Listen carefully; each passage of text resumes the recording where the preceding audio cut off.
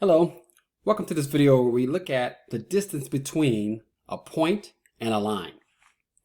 Not in 2D, I'm talking about in 3D. So we're going to derive the formula, and then on the next slide we'll look at it, calculating it for a particular example. Generically, let's call our point P1, and our line has parametric equations, generically x naught, y naught, z naught for the point, a, b, c for the direction vector. And so let's go ahead and just draw a line in. And here's what we're going to do. We'd like to be able to find the distance that this point is from the line, but just like in the last video, there's infinitely many distances. So what do you mean the distance?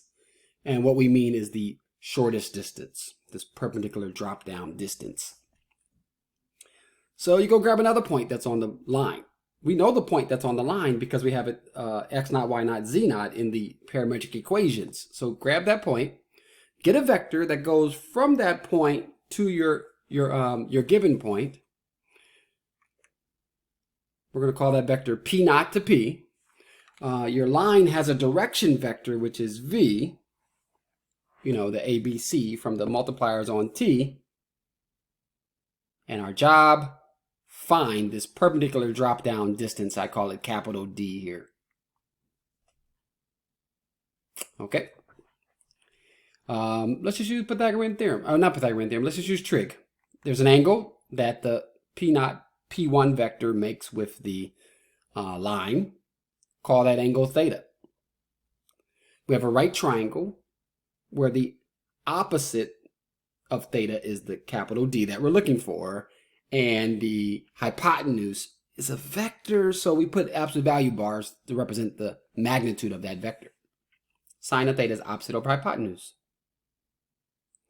That makes D, this calculation for distance, equal to the magnitude of P naught P1 times the sine of the angle, but we're not going to know the sine of the angle. We're not going to know the angle. You'll be given a point, and you'll be given a line. You won't know the angle generically that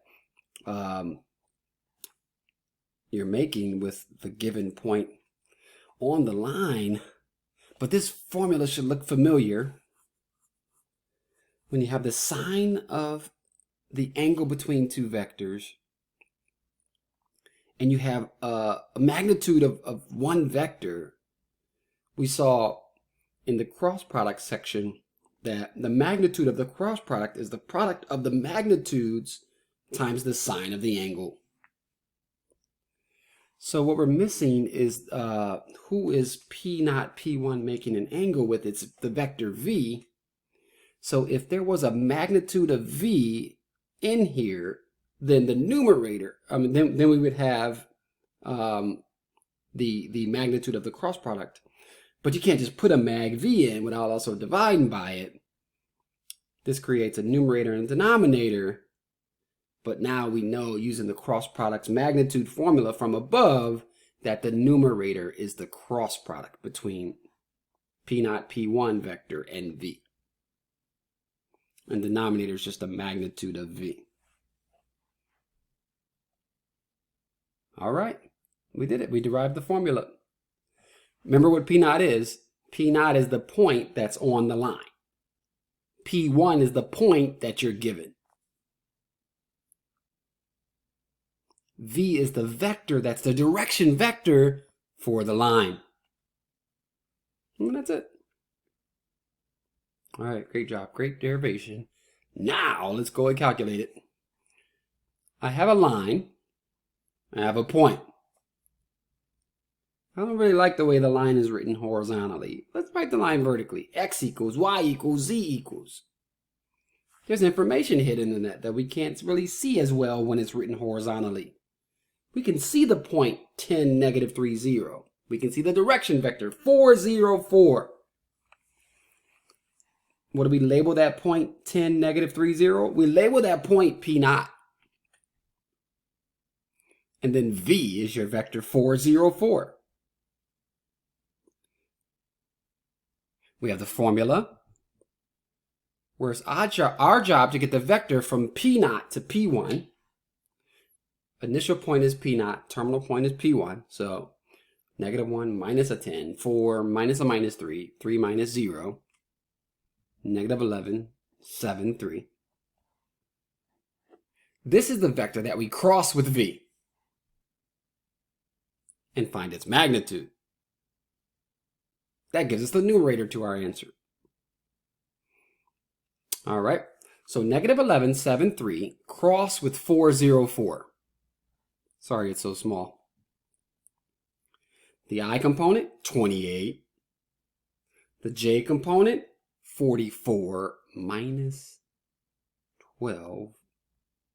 I'm sorry, -44 minus 12. But then multiply it by -1. And the K component, -28. Is that 56? -56? Oh no, positive 56 for the J component. Yep. I forgot about the negative on the outside. All right, great. Now you're asked to find the magnitude of this cross product vector. But look at these numbers without a calculator. So this is a good example of how you could take advantage of the fact that you see a multiple that all of the components have in common. Factor it out. It'll make calculating the magnitude so much easier. 28 times 2 is 56. Take a 28 out of there and left with a nice simple vector 1, 2, 1.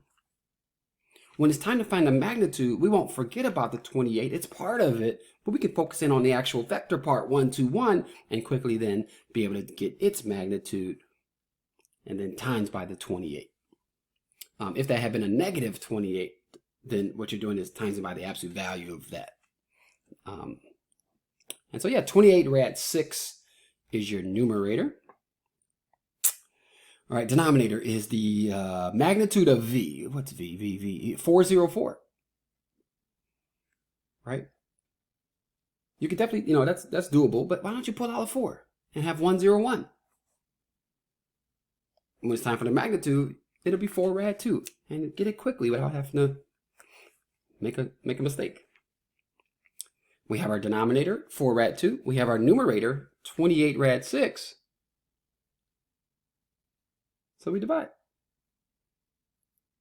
And the answer is 7 rad 3.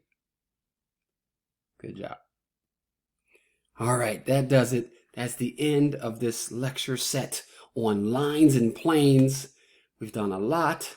We discovered how to find the equation of a line, how to find the equation of a plane, distance between a point and a line, distance between a point and a plane. What happens when two lines interact with each other? What happens when two planes interact with each other? It's a lot. But it's broken into bite-sized videos. Hopefully you can watch them all. If you have any questions, don't be afraid. Reach out to me.